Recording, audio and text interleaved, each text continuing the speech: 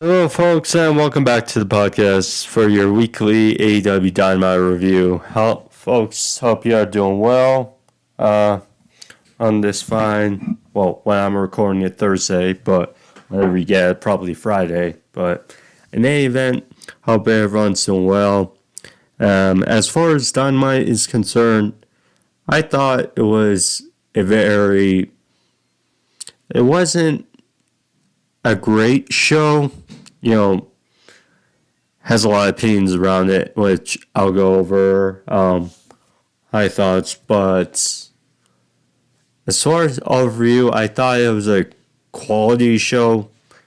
Could have been better, absolutely.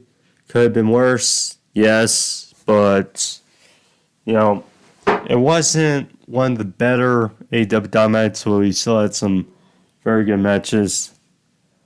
I will say, besides the 8-man tag and the 8-woman tag, it certainly was a decent show, say the least.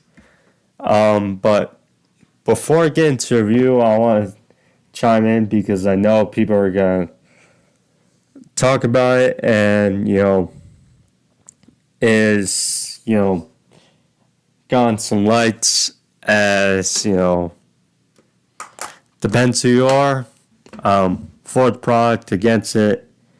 But nonetheless, I gotta address it because, Tony Khan,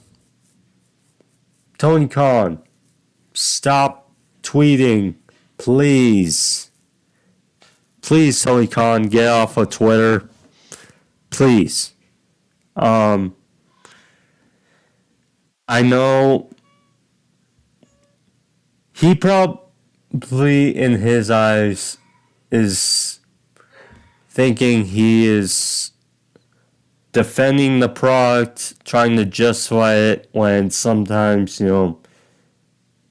look, unfortunately, being the alternative for in a sometimes toxic wrestling universe of WWE has the bearing on it, certainly, of your criticism and skepticism. But this only is going to further people and give people an edge as to why they don't like AEW. Now, I see from both sides, but I'm just going to say, please, Tony Khan, stop tweeting. So, what happened was, on Collision, Hook, the FTW champion, son of Taz, called out Samoa Joe. For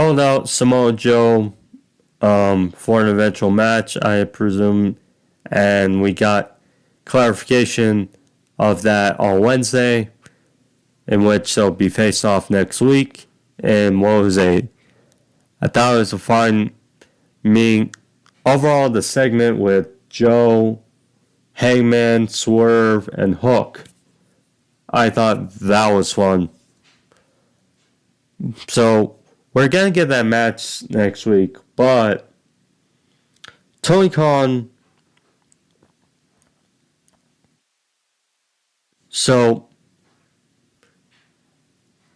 I've been following WWE, unfortunately, I don't watch it as extensively, excuse me, as I used to. But, still follow WWE, and from Monday Night Raw, Jinder Mahal it appears, is getting a World Heavyweight Championship match for Seth Rollins, who is the current WWE World Heavyweight Champion. Now, context of that said tweet was Tony Khan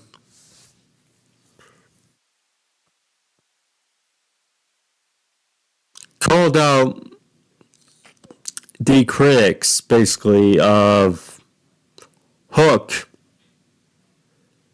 going after Samoa Joe. The context was like Hook's, and Tony Schiavone mentioned how Hook is 28-1 in his record in AEW, whereas he said Jinder has lost, a number of matches, or pretty much every match he's been on the last so often, and yeah, he's getting a title shot. And then he talked about AEW. Any event, look, it is what it is. The Jaguars, it's been a little tough, because they were in Jacksonville. Daniel's Place was a good crowd, as it always is, for AEW. But, with Jaguars not making the playoffs, you can bet Tony Khan might have been in a bit of a sour mood and perhaps brought this to light. I mean, any event. Look,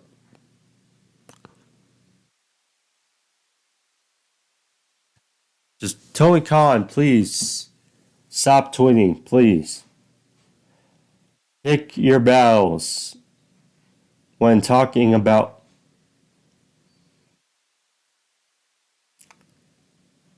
AEW. So, yeah. Anyways, just want to get out of the way. But, like I said, I enjoyed AEW Dynamite for the most part. I was tuned out of the 8-person tags, but yeah, overall was fine. But anyways, guys, yeah, before I get into it, of course, subscribe. Things should be on this side, any event. But yeah, thank you guys. And let's get into the review, shall we? So, first off, it was a good open between Hangman and Claudio. So, Claudio, for those who missed Rampage or Collision, anyway, they're not that much different these days, but Collision, right before Claudio's match with Andrew Everett, he had a pre-taped interview, called out Hangman as he was looking for a fight.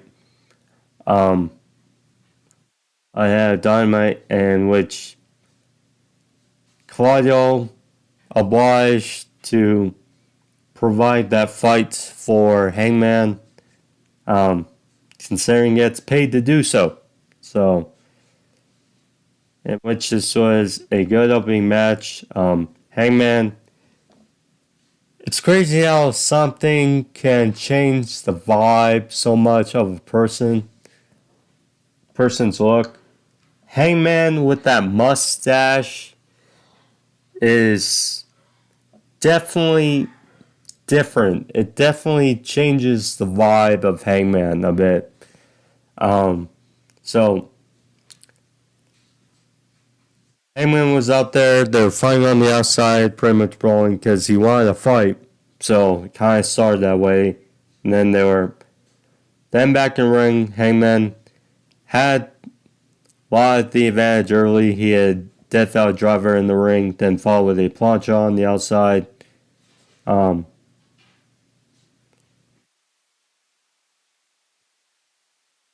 Claudio used his strength.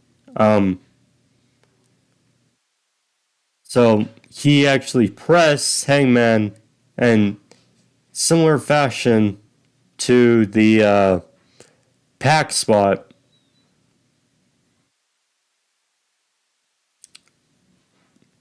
In which he threw Pac through that table.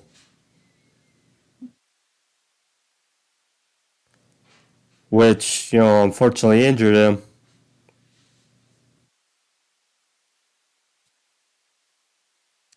Oop, 1 sec.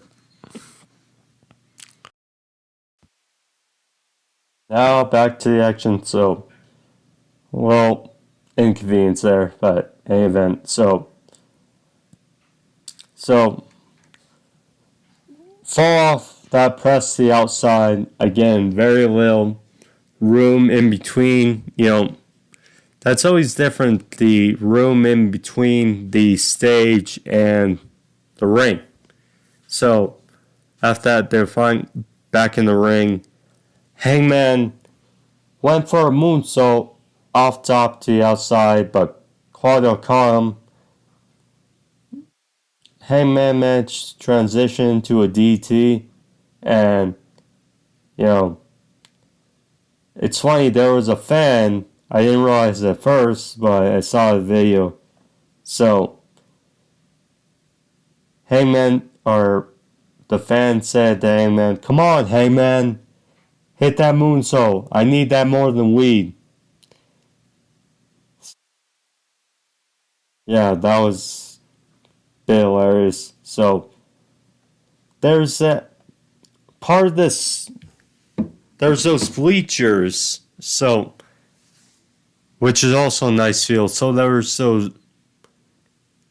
that room on the stage, and then off to the side there's these bleachers. Room in between ringside and the ring. So in that area, Hangman got on it and hit a moonsault off onto Claudio from there, which looked good. But yeah, so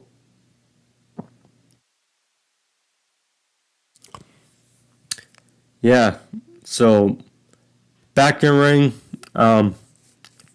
Hangman back and forth. They hit a moonsault, or finally again, and then tombstone by Hangman for a near fall. Back and forth, the Deadeye for a 2. And then followed up with a buckshot to the back, and then one to the front on Claudio for the win. Hangman with a strong victory in the open, so good stuff.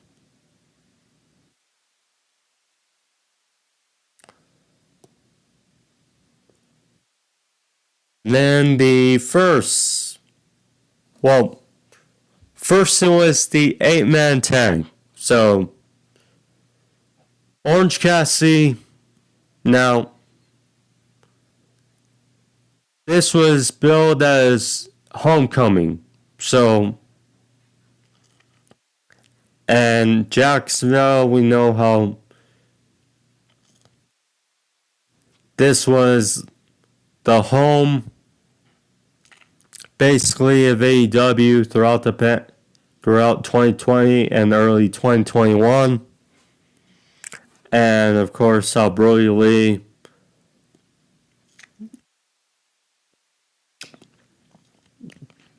what he meant, and him passing away in late 2020. It's been already a little over 3 years. That's crazy. But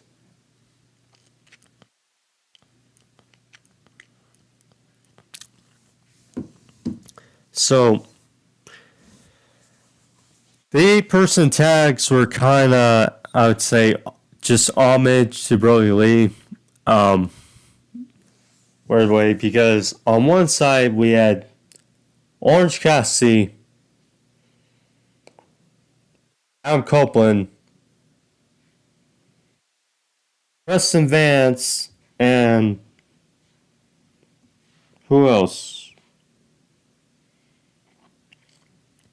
And Dustin Rhodes. I mean, here's the thing. We came off that Continental Classic and, you know, trying to do stuff. It's like Roosh, unfortunately, suffered an injury. They diagnosed hamstring, torn hamstring, I believe that was the report. Jay Lethal, Mark Briscoe, Brody King. It appears they're trying to do something with House Black and FTR still, which I bet Brody King will fit into. But I mean, Daniel Garcia, etc. You got guys that were in the Continental Classic, and then we got this. Trying to push that momentum. It's like, but yeah, we got these guys, and then you had versus Lance Archer and the Mogul Embassy. First off, now,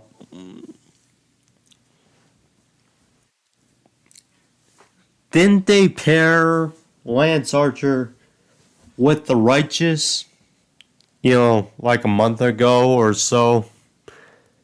And then, I thought it could be interesting, and then they pulled that out of the rug. Love Archer, love Copeland, love Cage. Cage and Agony are good. Orange, alright. Preston Vance. But you get my point, right? I mean, this match kind of just felt random. And, in the end, Preston Vance gets a win with Discus Lariat. We know Brody Lee did that move a lot. Or that was basically his finish. And then, but yeah, they wouldn't need to. I will not harp on it too much, but you get my point in what it meant. So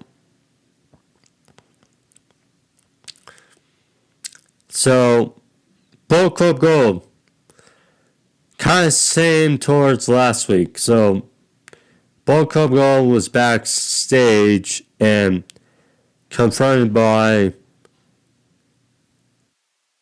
The Acclaimed and Billy Gunn, offering a kind of felt, I think we can agree, like this, or like last week with these two, and then with the Undisputed Kingdom,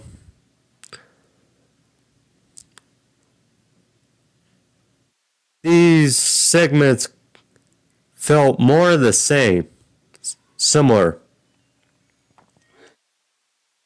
Because The Acclaim came in, they offered up a partnership, pretty much Bullet Club Gold,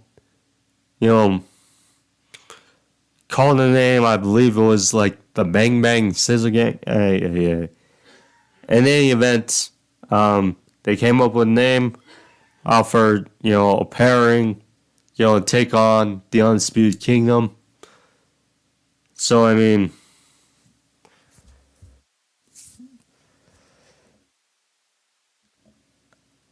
but they also gestured towards the trio styles. And of course, we mentioned how if this leads to Bullet Cup Gold, getting the trio styles, then it works for me. Or I can get it, but we'll see. We'll see. Samoa Joe, the new AEW World Champion. I don't know why, but it kind of hasn't sunk in yet until you saw him with that title draped over his shoulder, some snazzy suit.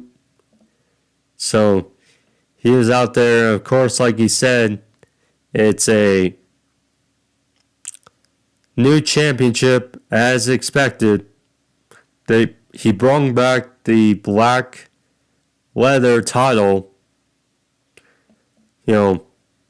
There's that, and apparently some new side plates, it appears. But nonetheless, it was a good title for Joe. So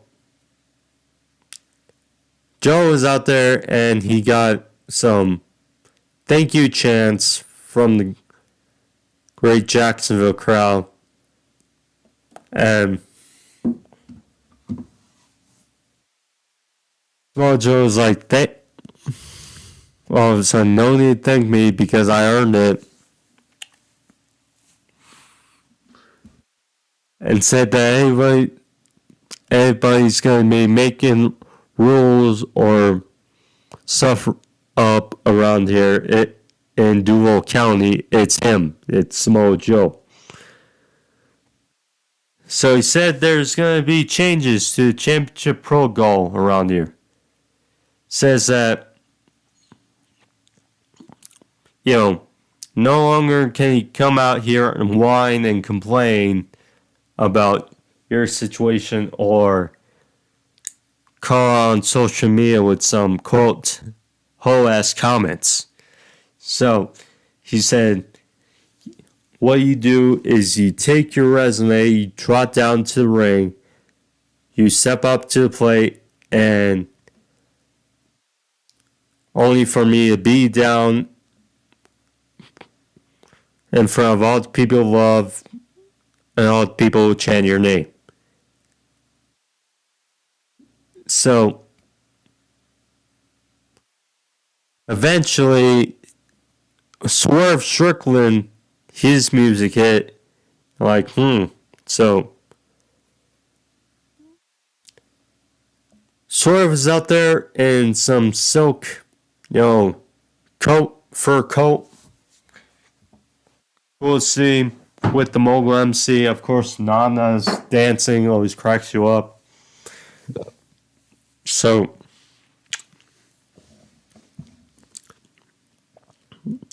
they're all out there. Swerve talked about,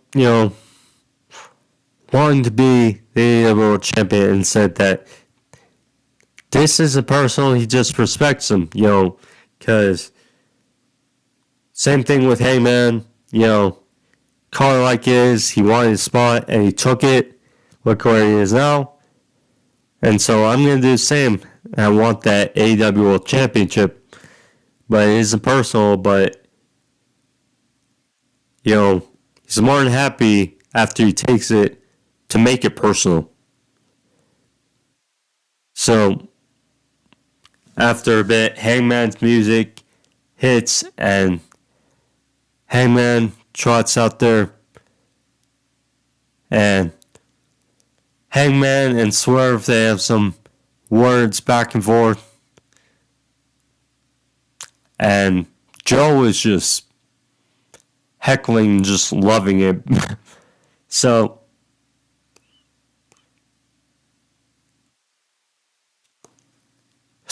Hangman talked about, his 2023, but one thing is for certain, he did have a hell of a 2023. I mean, he beat Moxley in a Texas death match, reuniting with the Elite, Blood and Guts, etc. But one thing he neglected in 2023 was the World Championship. And said that in 2024, he'll make it mine. Quote, his. So, Swerve kind of got infuriated, and Nana and crew held him back, and they left. And then, as Joe was smirking, Hangman got in Joe's face and was like, what are y'all smirking about? Saying that, I haven't forgotten about what you did to me, had done to me. So, he said that, I'm going to take that towel off your shoulder for it. So, Hangman just said, keep it warm. As he left. So, Joe was about to leave. Music played. Show off. And this was a cool visual, I have to say. So,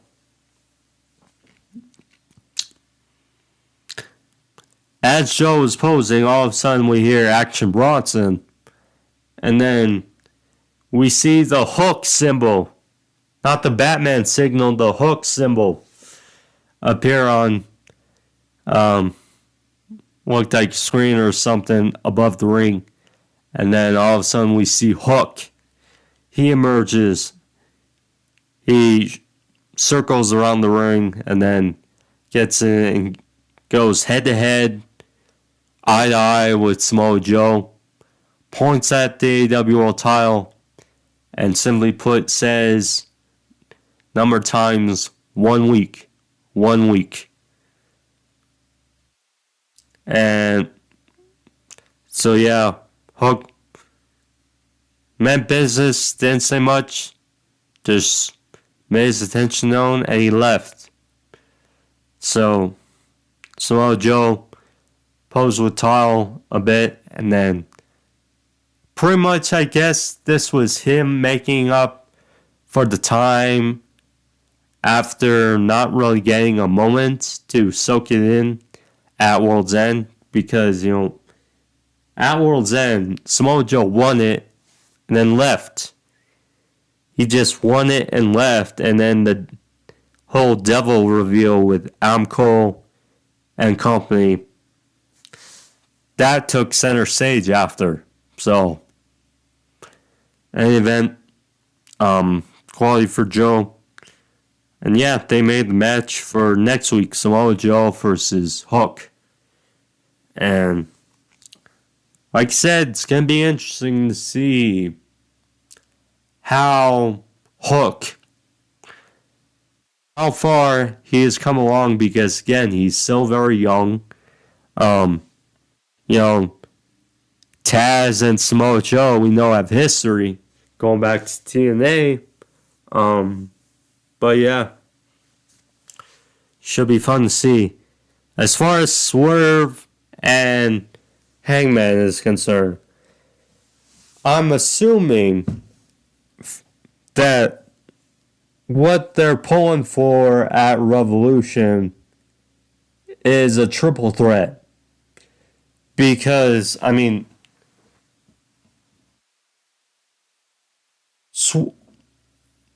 Samoa Joe is a heel, although he's kind of been acting a little tweener at times. Swerve is a heel. So,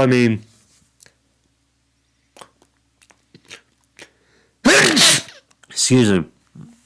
The dynamics of a one-on-one don't make sense yet. So, yeah. And then Hangman strolls in. That feud kind of rekindles, but you don't have just a one-on-one again. yet he can revisit that again. So, I mean, triple threat at Revolution, Samoa Joe, Swerve, and Hangman. That'd be fun. That'd be fun.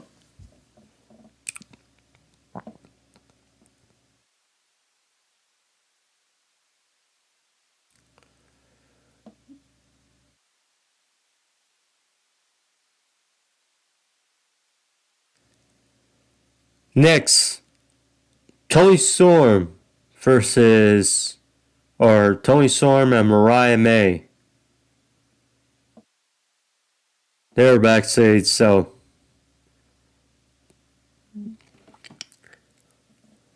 Mariah May asked about her match.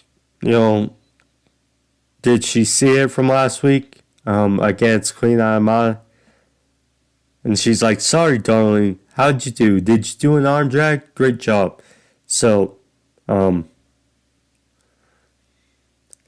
but mostly she asked Tony Storm, about the virtuoso John Perazzo, who made her, debut, or making her present known as All Elite last week. So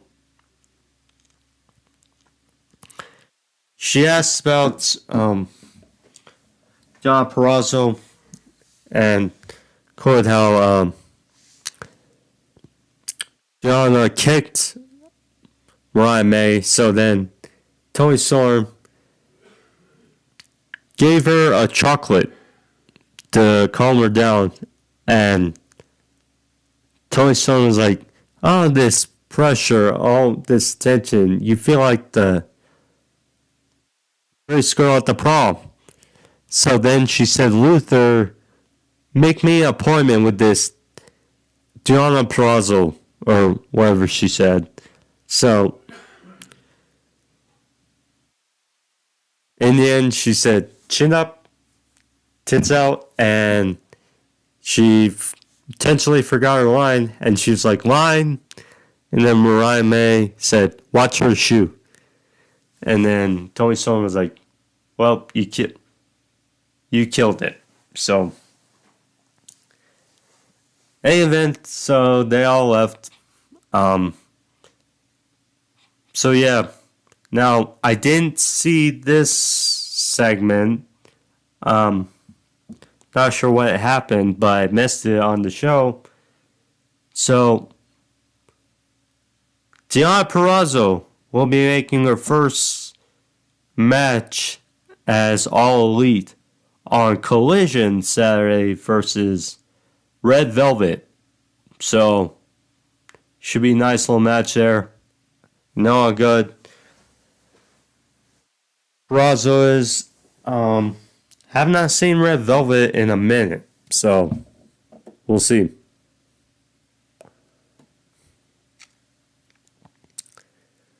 Sammy Guevara versus Ricky Starks. So, this match primarily was for the fact we're getting Guevara and Jericho versus Starks and Big Bill on Saturday. Battle of the Belts for the AEW Tag Titles. So, should be a fun match, but this was pretty good. Could have been better. The finish caught me by surprise, certainly. So,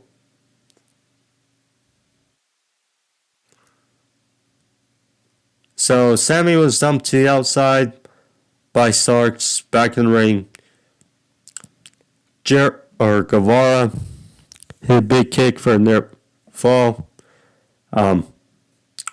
Starks went for a spear, but Sammy cowered.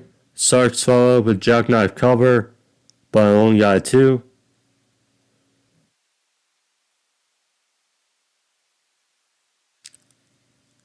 So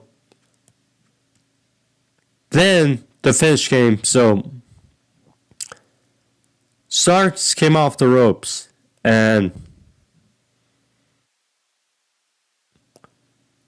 Sammy hit him with a thrust kick and then rolled him up. 1, 2, 3.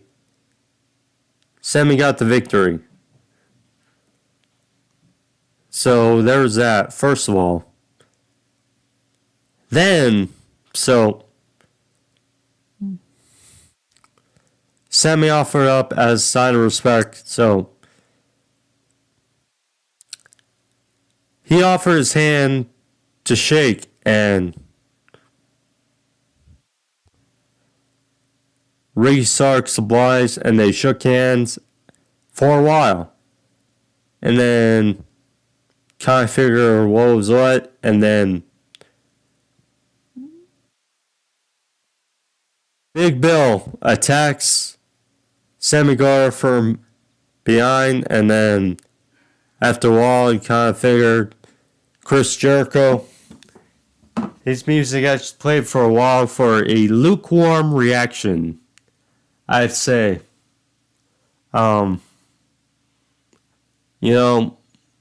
It's unfortunate, but with these whole allegations and stuff, it's not been going well for Jericho. I think that's kind of why they let Judas play for a long time throughout this brawl. And, I mean, with the way it seemed that some like Ricky Starks avoided Jericho, I mean, it's just my knowledge, an event. Jericho had the bat out, simple stuff.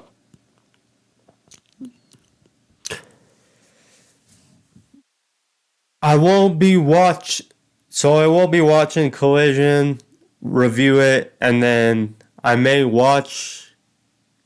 It depends, because playoffs are also on Saturday, so I may watch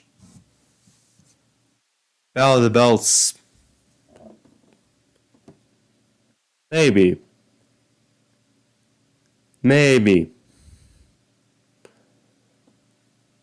We'll see. But I won't be doing a review on it. So there you go. Willow Nightingale, Kris Statlander, Anna Jay, and Thunder Rosa. For Sky Blue, Julia Hart, and the Outcasts. First of all, I gotta give credit to Stokely Hathaway. I mean, anyone with a brain would want to manage Kris Statlander. Yeah. But, I mean, this match, I mean, just the way it was flown together. Now, I will say, because I pitched this a couple weeks ago when Thunder Rosa had her return match, tag team match, teaming with Abaddon for Sky Blue and Julia Hart. When you saw the altercation with Thunder Rosa and Julia Hart, I again pose or the thought in mind that Julia Hart will be defending her title versus Thunder Rosa, which, I mean, would be a good match. Would be a good match for, say, Thunder Rosa wins off from Julia when time is right, or if it's just a tease. But yeah, certainly a future match, certainly to look forward to.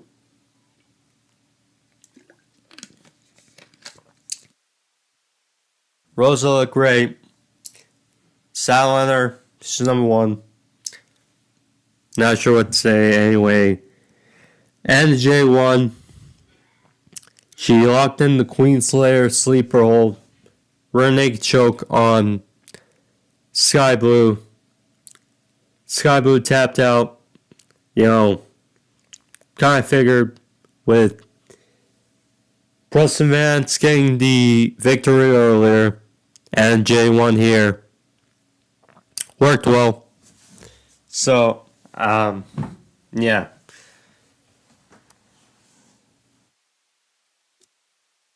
So,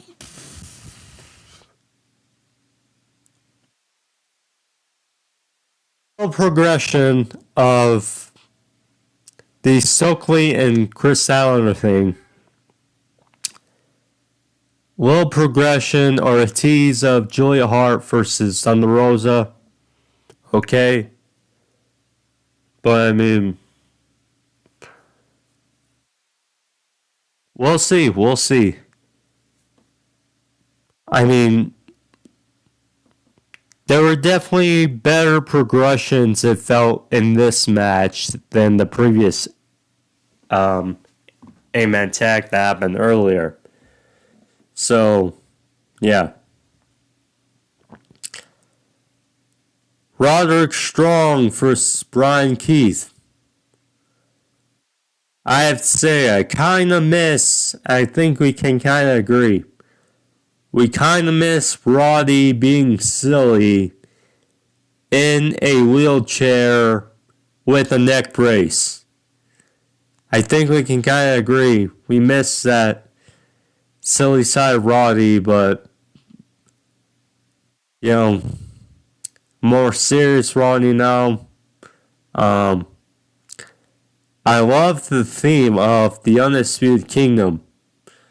You know, they were all out there. Wardlow was wearing different apparel than the rest of the members, so already you can feel that tension between Wardlow and the other members, or difference. But one-on-one with Bryan Keith, I mean, Bryan Keith shown he's good the last couple weeks, but really no real direction with him. Just talent that's putting guys over. Roddy won here with the end of Heartache. 1, 2, 3. Roddy gets a win. So, Cole got in the ring with a chair, sitting on a chair. I mean, if I had to bet, Cole is getting ready to come back for a match. Yes, he seems still be injured, but looks like he is closer to being healthy. So, Cole talked about the Kingdom, not being respected and will be going down as one of the better tag teams in history. Roddy pretty much has the international title with his name on it. And said, in due time for Wardlow, that they will win the AEW World Championship. So it's told everyone, enjoy your new home, enjoy your new kingdom, because we'll be here for a long time. Fairly similar to the previous one. Look, anytime you hear Adam Cole speaks, it's going to be good, and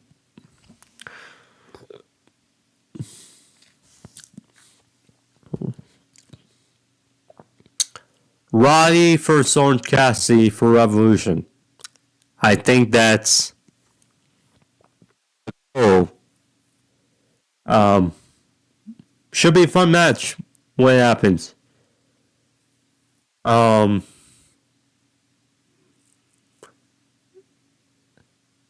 David and Bennett. It's weird because yes, with the way the Undisputed Kingdom, with the way they're pushing them, it almost feels like the Ring of Honor tag titles are more important right now. It just, you kind of wish the titles were swapped. It's like you kind of wish Taven and Bennett had the AEW Tag Team titles and Big Bill and Rick Starks having the Ring of Honor Tag Team titles. But because they're both heels, tag teams, it's... But you get my point. Although I love Starks, love Big Bill, but I mean...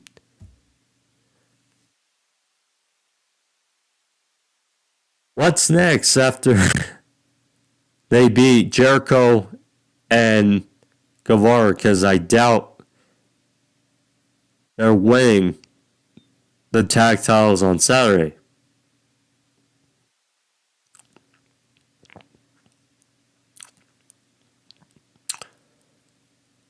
Seeing in Darby Allin, the main event for the Don Callis family, Palace Hobbs and Konosuke Takeshita. Great that we heard the theme of Powerhouse Hobbs instead. I mean, this is kind of an all over the place match. You know, Darby was being thrown around, falls count anywhere, Sting fighting on the outside. You get it was a mess in the match, kind of, but so they're fighting on the stage. Darby, so I mentioned the bleachers. Darby gone to the tip of those bleachers and then hit a coffin drop off the top to Takeshita on the stage, which was a nice spot. And then the finish match, different. So I was wondering where Hobbs, and I think many of us were thinking, where is Hobbs taking Sting? So Hobbs had Sting on his shoulder, like a front power slam like position, running power slam. And like I mentioned with the moonsault by Hangman, there's that area in between the bleachers and the ringside for the ring. So they were going across that area, and then there's these few tables below.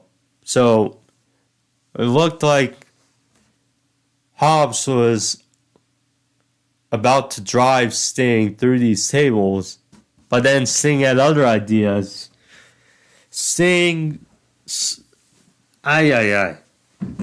So Sting hit a Scorpion Death Drop instead, reverse DT, to Hobbs through these tables. I mean,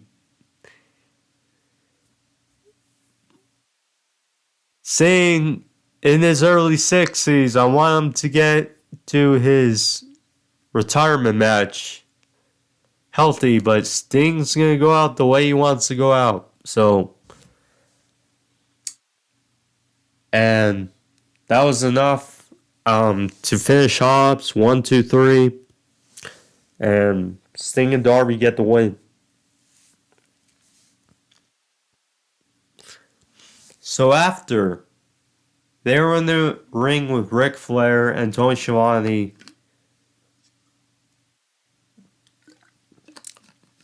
so Tony talked about how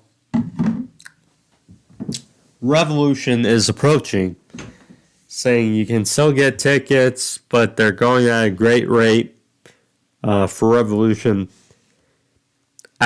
And he wanted to ask Sting about his last match, saying who his opponent is going to be. And then I kind of wish I didn't go on Twitter before, but it is what it is.